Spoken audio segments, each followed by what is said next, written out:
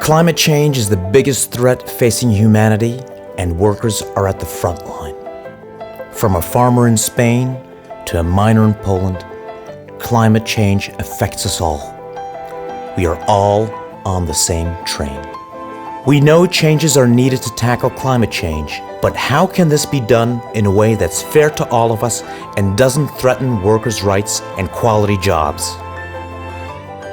The climate change train left its platform in the 18th century with the Industrial Revolution.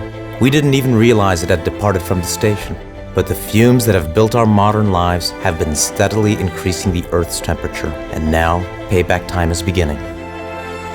If we carry on increasing the Earth's temperature above 2 degrees, we multiply the consequences we are already suffering.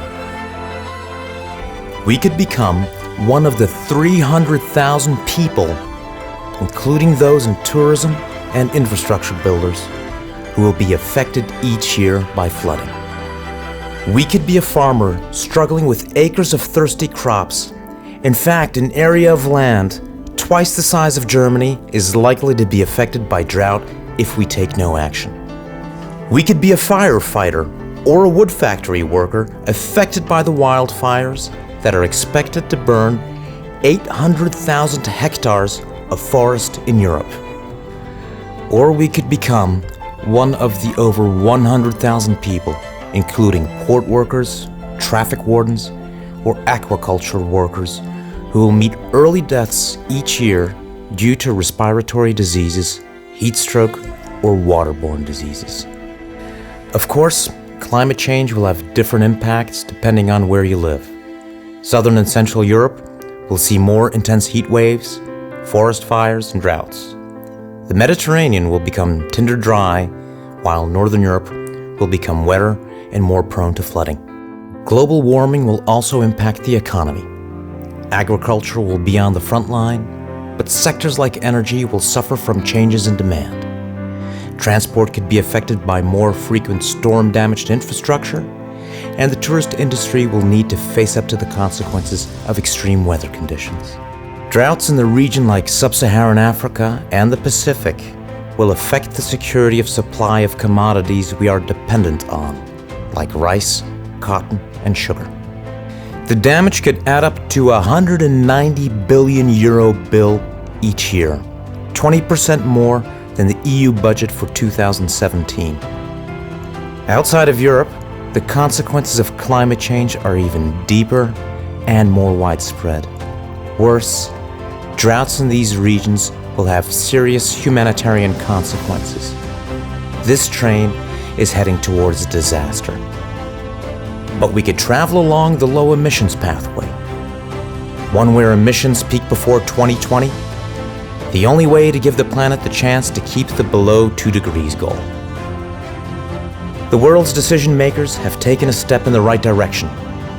Half of the world's countries, including the whole of Europe, signed a climate change agreement in Paris to keep temperature rise well below 2 degrees Celsius and to continue efforts to keep it under 1.5 degrees, to submit national contributions to cut emissions and to increase their ambition every 5 years, to provide climate finance to developing countries, to put in place a just transition of the workforce and the creation of decent work and quality jobs.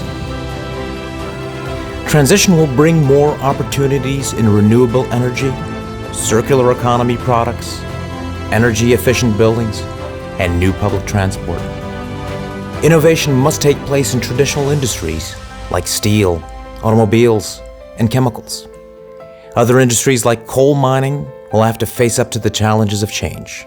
But if the process of change is not properly designed, it may also bring social collateral damages. A badly managed transition could mean widespread and unplanned job losses, massive hikes in energy prices, rising taxes, and workers' rights to quality jobs cast aside. Social unrest could derail the train. A peak in global emissions can happen soon. Richer countries can support poorer ones, as it says in the Paris Agreement. We need a just transition. That's one that makes sure that the policies that will build a greener world respect workers' rights and does not leave industrial jobs regions behind. Governments and local authorities need to write robust policies that help channel investment into a greener future that ensures workers' rights and that jobs make the transition. We need to learn new skills. We need new green technologies. We need to participate and manage the change our industries must go through. This means social dialogue within enterprises and at regional, national, and sectorial levels, enhancing the social protection system and strengthening our rights so nobody is left behind.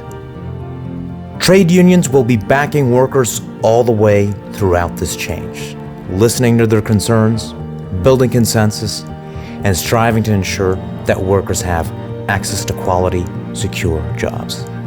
With workers' rights respected and quality jobs, we can keep our train on the green track and meet the climate change goal set in Paris.